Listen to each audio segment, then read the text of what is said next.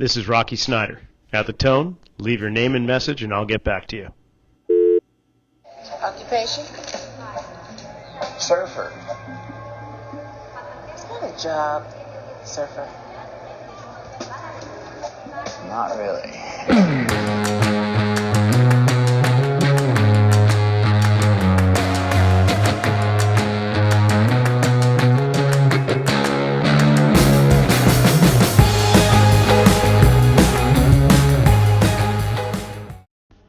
On today's episode, I get to sit down with a special guest, my friend and surf companion, Guy Kawasaki. In the early days, Guy worked for Apple Computers. In fact, he was the evangelist when Macintosh was coming out around 1984. He had gone away from Apple and came back a couple of different times. These days, though, he's a venture capitalist as well as being an amazing keynote speaker. But I know him as just your neighborhood surfer. Well, welcome to this episode of the Rockfit Files, and with me is... The what? The what? Yeah, the Rockfit Files. You remember that show with James As in Garner? Rockford? Yeah. Yeah, I liked that show growing up. He drove a great car, and he always solved the mystery, and he was a badass. So that's what I've That's very clever. Inspired to. Yeah, the Rockfit Files. And in fact, if you ever watch the intro to the show, it's very reminiscent of what the old 70s show used to be like. So, Guy, welcome to the show. I got Guy Kawasaki on with me.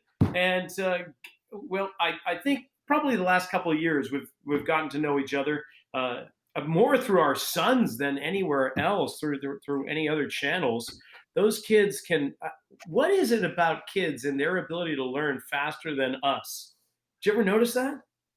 Well, it's because they're a blank slate and we're full of bad sectors, to use a Macintosh or to use a tech term. You know what a bad sector is? No, Yeah, what's that? there's like bad parts of a hard disk or bad parts of a floppy disk, so there's our bodies and minds are full of bad sectors and they're just pure, unaffected, memories. See, and I thought it's because they didn't have a job and they were just able to surf anytime they wanted to, and Well, we had that a might kind of have something to do responsibility. with it. Yeah. Well, welcome to the show, the Rockfit Files. Yeah, that's what it's called, and so we don't necessarily talk about fitness. In fact, today, what I'd love to do is talk with you about a whole bunch of things: desire, drive, passion. For those that are watching that are so consumed with the fitness world, they haven't stepped outside and say maybe the tech field. You may not be familiar with Guy. Now, Guy, you basically, well, I won't say you cut your teeth. I'm sure you cut your teeth long before Apple Computers, but you were with Apple, Steve Jobs, and Wozniak in the early to mid '80s, weren't you? Yes, I started at Apple in 1983. It was around September, and Macintosh was announced in January of '84. So I got there about 3 or 4 months before it was made public. And you were one of the key figures in marketing and getting it to grow. And Yeah, well, I'll say to where it is now. my job was to work with software companies and hardware companies to convince them to create Macintosh products. So I was what was called a software evangelist. Evangelism comes from a Greek word meaning bringing the good news. So I brought the good news of Macintosh, how it would make people more creative and productive. But did you come up with that term yourself, the Nope. evangelist? Is that no? Well, Somebody well, else there did. was there was Jesus before us, but there was a 2,000-year gap. Uh, Oh, no, someone in the Macintosh division came up with it named Mike Murray, and the thinking was that Macintosh was a new kind of computer that increased people's creativity and productivity. It wasn't just a computer. It wasn't just a collection of silicon and rubber and metal and glass and plastic. It was a whole new approach. So we were evangelistic about Macintosh because we thought it would improve people's lives. And then, okay, before we go into that, because I do want to hear a little bit of that story, but I also I want to get beyond that. I want to get to more like the ethereal plane, or talk about like, Yeah. what drives you and your desires and your passions and so on. But what was your first job and what's been your worst job, first and worst? My first, you mean first job ever in life? Yeah, first job ever, and what did you make an hour? I'll tell you mine if you tell me Oh yours. man, I probably my first serious job was I was a truck driver's helper to a construction firm in Hawaii, and so we would load up the trucks with lumber and tile and nails and paint and whatever, and we'd load it up in the truck, and then these houses were all prefabbed, so we would drive it to a job site and unload it, and that's what I did several summers. And what did you make an hour? What was your starting wage?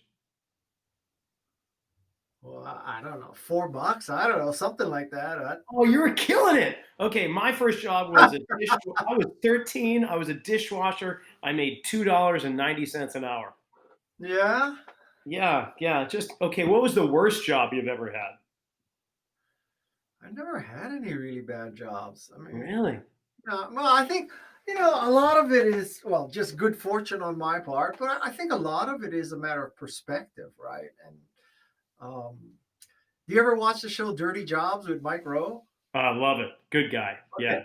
Okay, so you look at that, and these people are like cleaning out the cesspools and getting the dead cats out of attics, and artificial insemination on pigs, and like doing all that kind of picking up the garbage in Chinatown. And so he shows a cross section of the dirty jobs. But if you listen to the people, watch them, and maybe it's just edited this way, but those people get satisfaction out of doing that, and they are quote unquote essential. So I can't tell you that I had a job that I dreaded because I didn't. Yeah. No, I just the one, it didn't last very long. It was during a winter break from school. I was Yeah, asked to work well, I got to work in a bookstore, which you would think that would be fantastic. I was an yeah, English major. I love books and yeah, everything. yeah. It was the most boring thing I could ever imagine, especially someone, if you're active, to actually work in a bookstore. All you do is just walk around the aisles all day and just face and dust. And I lasted one day, and that was it. I couldn't. I would Seriously, rather. Oh, seriously, I couldn't. I mean, I figured one I day. was raised with yeah, because when you punch in to when you punch out, you better be working. That's kind of how I was raised, the New England work ethic kind of thing. And to just stand around and wait for customers to come in and not have anything to do, it killed me. So I always got to keep moving. But No weren't moss all on these me. cute girls coming in and Oh, asking you, so where do I get everything you wanted to hey, know about sex but was I, afraid to ask? And this wasn't Hawaii, my friend. This is like outside of Boston in a really funky part of town. Yeah, yeah. you're not going to get those kind of girls coming in. Oh, In fact, I okay. don't think they were. Yeah, they were all old ladies, somewhere around 75 and older, and I think they were just looking for the knitting circle. It was awful. Okay, so here's something I do like to do. I like to do a little rapid fire kind of get to know the person I'm talking with, and normally it's kind of like fitness, but for you and me, being surf brethren here, I'm going to give you some rapid fire, only 7 questions, but see if you can do it fairly quick. You can make it more than one sentence if you need to, but we're going to find out about you and your surf life. So, are you ready? Yeah, I'm ready. All right. Goofy foot or regular foot? Regular. Okay. What's your go-to favorite surfboard? Depends who's listening to this podcast. Pierce No, it's a Pearson Arrow. It's a Pearson Arrow. Arrow. And what size? Oh God, I have. More than I, 9 feet, I imagine. Is it under yeah. 10 feet? Under 10, somewhere between 9 and Okay, 10. so if you want to know my total Pearson Arrow quiver, Oh gosh. I All right. have I have a 911. I have a 10-2. I have a 10-2 nose rider. I have a 11-2 glider. So So you're ready for tandem surfing, obviously. Okay, what's your yeah, favorite surf spot? oh, probably 38th. 38th, right here in town. All right.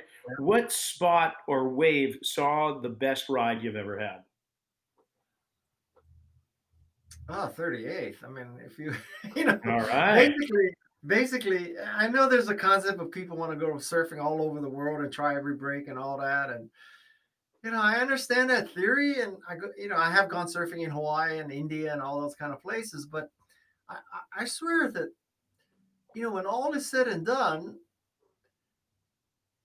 Pleasure Point is, Pleasure Point has got first, second, 38, drain pipes, Oh the yeah. hook, and sharks and privates. And like, where are you going to go in the world that on any given day is going to beat that every day? I mean, Yeah, so from your word to my ears, I completely agree. In fact, one of the questions was going to be this perfect surf trip, but I have a feeling you're just going to go a staycation. We're just going to stay in the point and surf all day, well, which is kind of what you do. well, there is. I read about this thing in Costa Rica where it's a surf school and they do this heavy analysis. Every ride is videotaped and everything is critiqued. And I would love to do that. Well, like once in my, it's probably 10 grand Mm, for 3 days, right? But I would love to do that once in my life. But, yes. I feel like whenever I see you surf, it's a lesson. So, Yeah, yeah. What not to do? Okay, how about yeah. this?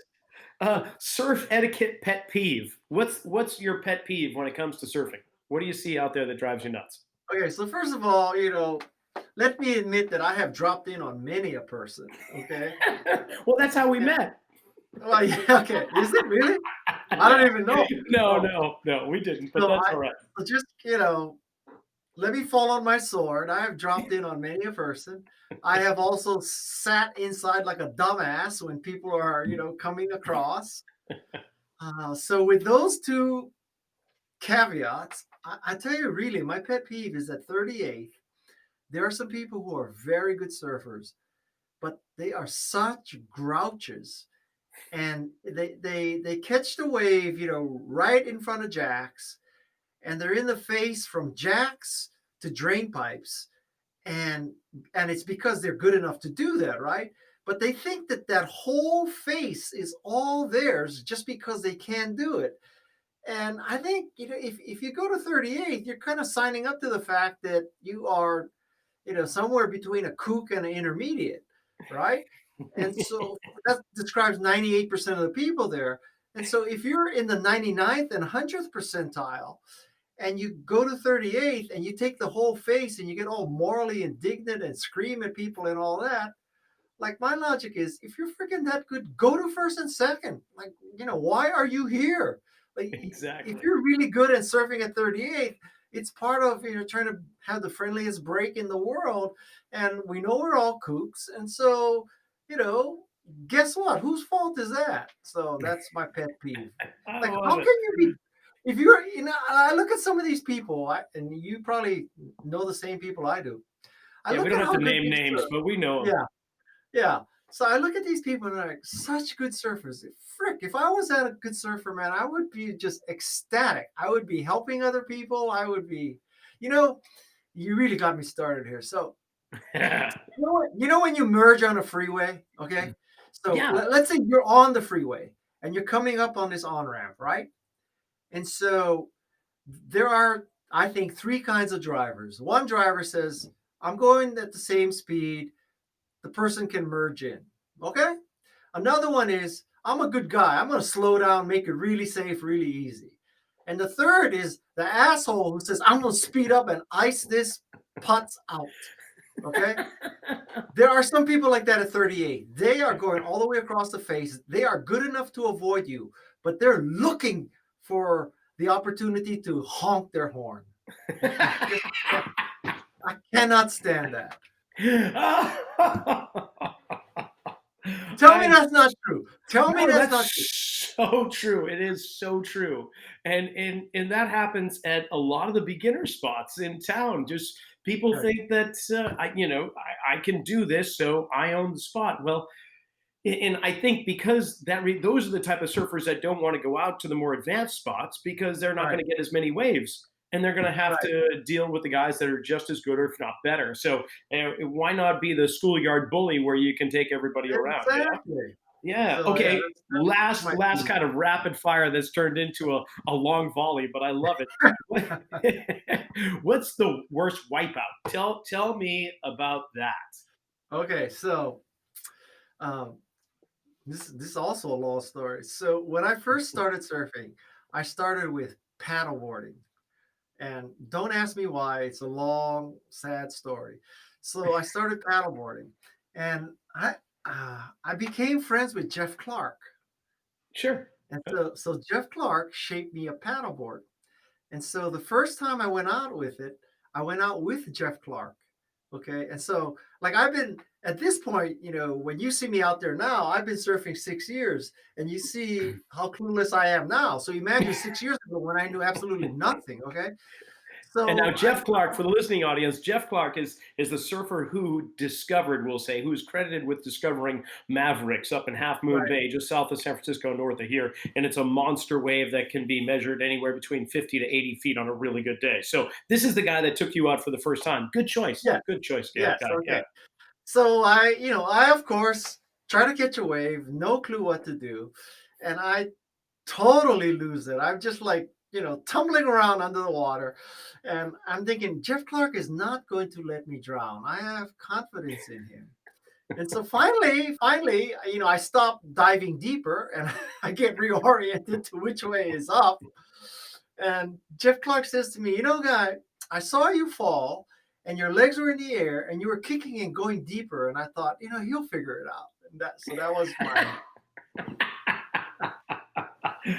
Oh, that's beautiful. Oh my gosh. Oh, that's great. I love those stories.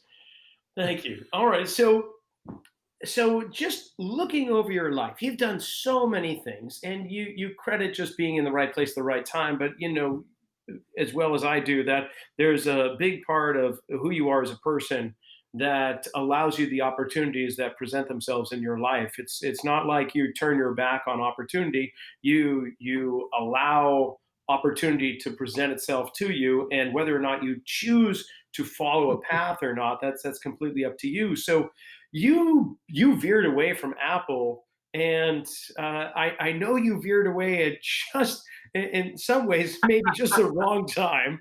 So and I think you left Apple just before the iPod. Is that right? Yeah, I actually left Apple twice. I'm a double dumbass.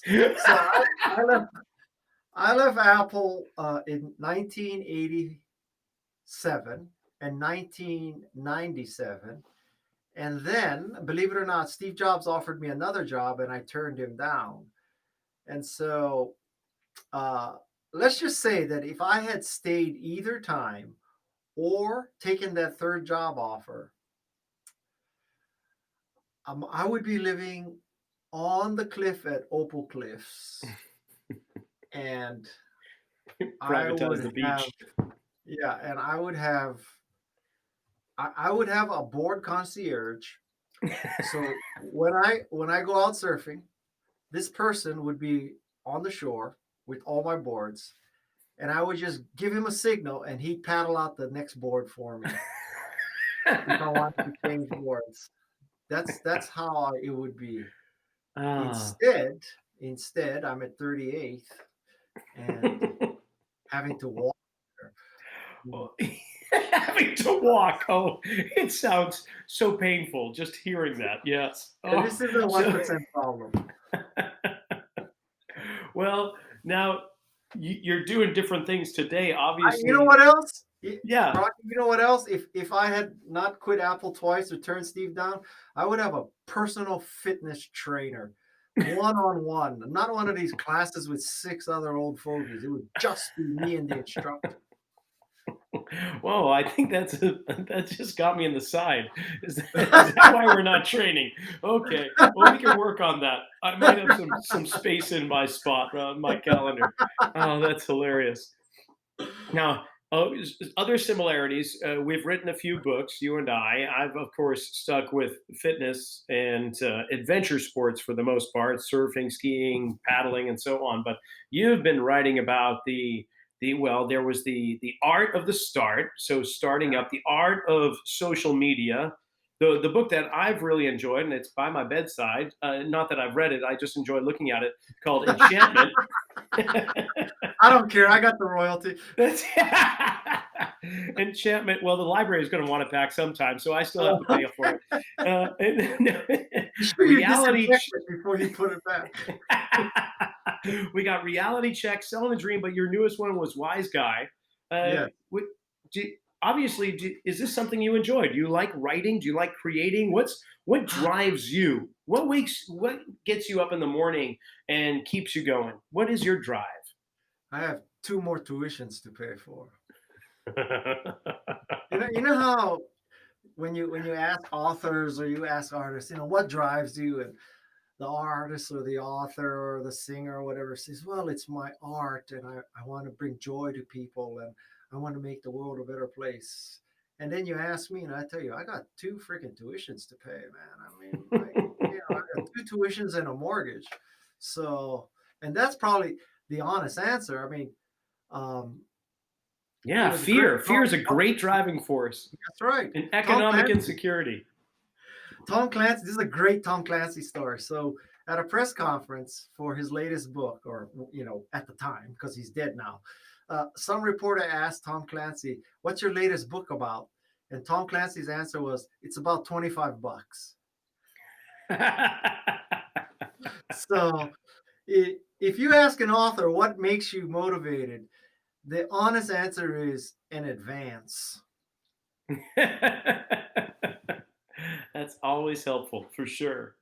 So, but what got you? Well, we can talk surf, but I just using it as kind of a symbol, if anything else. But we've got this drive and desire and passion for going out there in the ocean, and you can think of how symbolic that is connecting with something greater than yourself, something that was created potentially hundreds of thousands of years ago, and that energy travels to the point where you have this nexus where you're connected with it. I mean, we can get completely off the realm there, but that's What how the our hell life are you is. talking about? What do you mean? Okay. Is that what you feel going surfing? Oh, what do I feel? Yeah, I feel a connection, which is fantastic. I feel that I I leave all just, of my stuff on the seashore. I leave it on the oh yeah, beach. In fact, I made a promise with myself when I'm surfing, you won't see me getting cranky out there. I don't think you've ever seen me in a bad mood. And if you well, do, you're not going to see me for very long because I'm taking the next wave in because surfing's not working for what I needed to do for I've never seen you miss a wave or pearl either, but that's besides the point. Um, I don't. You see, you have reached a higher level of consciousness in surfing. So, for me, I took up surfing at 60. I'm 66 now, so I'm basically a Grom in an AARP body. me. And so, I mean, you may go out there and you may be communing with God and the ocean and Neptune and freaking seaweed and water molecules and I don't know, whatever the hell you're communing with. For me, surfing is an unnatural act. So I have to constantly be thinking about, am I sitting in the right place? Am I turning at the right time? Am I pointed the right way? Am I too far forward on the board? Am I too far back on the board? What are you going to do when you pop up? Oh After you my, pop up, I mean, there's like a lot of thinking involved. And so it's not a natural act for me. Whereas, wow. yeah, see, you see, it's a miracle I catch anything. Now, by contrast, I have given literally thousands of keynote speeches, right? Yeah. So for keynote speak for me, I could stand. I Keynote speaking for me is like surfing for you. I don't need any prep, anything. I can just go out there and boom, I can go speak in front of 50,000 people just like that. Hey, you tell most people that, and that's like telling them to go, why don't you take up surfing? There's a big swell coming into Mavericks. That's where you should learn. So, so surfing is not an unconscious, habitual kind of natural act for me. It requires a lot of thought, which ironically you would think, oh, guy, you're so burdened by all this. But ironically, that's one of the the reasons why I like it is because it's so absorbing. I cannot think about anything else. I can't think about, tuition. I can only think about, am I sitting in the right place? Am I pointed in the right direction? Am I paddling correctly? Am I going to Pearl? So if you're thinking about all that, you don't think about anything else. So we both don't think about anything else. It's just you are thinking of something else when you're not thinking about anything else. No, I never put it together before, but I've got several friends like yourself that are super analytical when Yeah. they're out there on the water. I never kind of put that together now, but that's how they are. And there's a hunt in a way. There's a puzzle to be solved constantly that you're Yeah. continually working the tumblers and waiting for something to unlock. That's Yeah. pretty fantastic though. Okay, so with your keynote speaking, seeing you brought it up, 50,000 people, I myself, I thoroughly find a drug in public Hmm. speaking, doing Yeah. radio for almost 20 years now and then getting on and talking in front of people. And I can't say that it's ever been something that's been unnatural to me. Do you find the same, or did you have to overcome some kind of public speaking fear Oh, and take some courses no, and go to Anthony Robbins or anything? no. No. Of course I had to. I mean, anybody who tells you that, they just get up from the very first time and were a great speaker, they're either a pathological liar or delusional. Um, I had or both. I had great fears of public speaking, and what made it even worse was that this is in the Macintosh division, so early in my career. This is the mid '80s, right? So I had a dread of public speaking, and I worked in the company where Steve Jobs was, who's just the best, right? So I had this amazing, like, hero example of what a good speaker is. And so, that would be like, um, you're like, you surf at the same break with Kelly Slater. I mean, it could be positive or negative, right? And so it was very intimidating to start public speaking because you always thought, oh, like I'm just a piece of crap compared to Steve Jobs. So when did it get comfortable for you? Because usually there's this invisible threshold that I often Yeah, find that I've walked past and I don't recognize it in the moment, but when I look yeah. back in my life, I go, oh, that's the time. So I when was I that? can't I can't pinpoint a moment. It was years into it though. Um, it's I can't I have no Hmm. idea, but it was not. Let's say I started speaking publicly in 1987. Yeah, it wasn't 1988. I guarantee you. Maybe 1995 or something.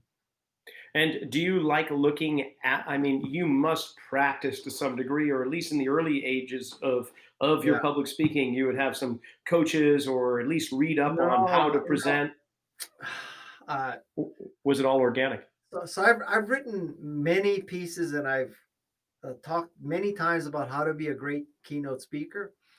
And for the first time here, I will tell you that I tell people that practice is key, but I don't practice anymore. I've after you've spoken several thousand times, that's kind of each session is practice, right? And um, I give about 4 or 5 different speeches, and from if somebody if I had to customize a speech for someone, I can do it in 10 or 15 minutes. I often do it, you know, as they're as the previous speaker is finishing up or something. I mean, or I do it the night before, or I do it on the airplane to the speech. But that's the level of zenness and oneness I've achieved with speaking. God, I wish I could achieve that level with surfing. But yes, Well, just and about 20,000 more waves and you'll be yeah, there. well, but if you did the math, I don't have enough time to do 20,000 more waves. So that's why I have to surf twice a day. And I have to use an 11-foot board and get all the reps in that I can. Now that makes much more sense. I thought you were just looking for a tandem partner that hadn't showed up yet. No, no, Ah. no, no, no, no, no. My Okay. screen is bigger than your board, Rocky. So what in terms of speaking and what's the primary message? I know there's so many categories, so much subject matter you could go for, but if there's a default, what do you find yourself falling back on that people just eat up and they love to hear? What Well, is your subject? the speech that I've given the most is about innovation, how to be innovative, lessons that I learned at Apple, lessons that I learned from Steve Jobs, lessons that I learned as an entrepreneur also. And now I'm involved with a company called Canva, which is a very innovative company. I And love it. I not, use it every not day. yeah, thank you. Not Yeah. because of me. I mean, they have great co-founders. So yeah, I'm probably most closely tied to innovation. Wow. Very cool. Now, let's bring in the current affairs here, not the political world, because we don't have to go there. Although we could rant and rave, I'm sure, because I'm I do see your I see your rants all the time. But what about the lifestyle that we're leading right now? Of course, you're seeing innovations because the demand is creating it, living in sheltered in place and so on. But yeah. where could you expect us to see innovations in the world as it is right now? Well, first, let's express that the pain and suffering and death of this situation is tragic and I think in America largely inexcusable, right? It should not be this way. We Yes. just had to, have some leadership and do whatever it took. But anyway, so that we don't want to go down that rat hole. But I think that with hindsight, we'll say that this pandemic caused major changes that forever change people's lives, attitudes, businesses, et cetera, et cetera. And by this, I mean that the digitization of many things, the virtual appearances, the new methods of education, um, medical research. There's going to be so much that comes of this because of necessity. And now, this is not to say that, oh, yeah, I'm not saying the pandemic is a good thing because it's not. But this is going to cause some major, major changes, especially in education. If you look at education, so Harvard and Stanford, 60 grand a year, you understand, why that's worth it. But after you get past the Ivy Leagues and a few hundred top tier schools, you go to second level schools that's also charging 60 grand. Wow. Um, For online you know, learning, yes. yeah, I mean, 60 grand to be in a Zoom class that not Harvard or Stanford or Ivy League. I mean, that's a stretch. So I think that education is going through a major, major change. And, this it's been a cash cow, and that cash cow is going to get slaughtered for many, many people. It's just Google. Uh, Last week, Google announced something like a 6-month program for very specific skills, which they will teach for free, and they will consider it the equivalent of a college education for that specialty, right? Really?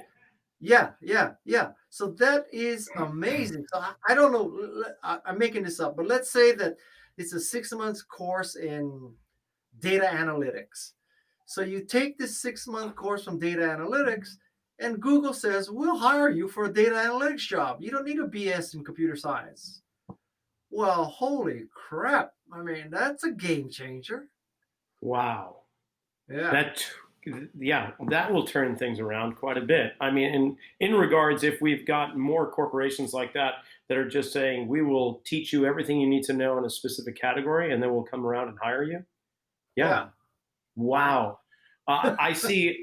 Also, well, I was just talking with somebody the other day about how when we get into uh, famine, plague and pestilence, war, all these times in human history, this is when we see the greatest innovations. And not necessarily in weaponry only, but in Yeah. medical advances, in technological advances, in food advances, in everything you could imagine, chemistry, physics, and the like. So yeah, I am kind of uh, anxious in a way or curious to see what's going to come about all of this. Of course, education, we've been homeschooling our son now going, he's eighth grade, 9 years now. But now we're starting to see how many other families are forced to do this remote learning or distance learning, however you want to call it. And there's a lot of catching up, but there's so many things that are popping up there now Wait, Patty because is of the in the need. 8th grade? Jackson, the eighth grade. Yeah, Maddie's graduating this year, and this her senior year at high school in Santa Cruz, and it's distance learning there as well. But Yeah. she has 4 or 5 years of homeschool experience under her belt, so this is no big deal. She goes to the surf shop and works for the day, and then comes home, or vice versa, does her classes in the morning and then works, and we sneak out there and see you on the waves. But they're ahead of the curve in that regard. They've got it kind Yeah. of dialed in as to know what to expect. Well, I think you see a lot of articles about how the distance learning is not as good, et cetera, et cetera. And that's understandable, but I think it's way too early to judge. It You really know, comes the, down to the ability of the parents and if they are mm, able to cooperate and collaborate. So well, yeah, it's going to be hard for a lot of children who don't have the support at home. And so I know we're going to see a lot of fallout from that. But there's well, going to be a lot of parents that are inspired to reunite with their kids in this way. So that in that regard, that could be yeah. very amazing. I mean, we have spent more time with our kids now than we ever would have, by yeah, a factor Yeah, of and you've got five. some great kids. You do. You got some. You really do. You got some great kids, and it's a Thank you. joy to see other families just kind of becoming even more cohesive in this time of uncertainty. Really, Well, it's I mean, encouraging and reinforcing. it's an old saying, and it can be interpreted as callousness, but there is some wisdom to, if it doesn't kill you, it makes you stronger.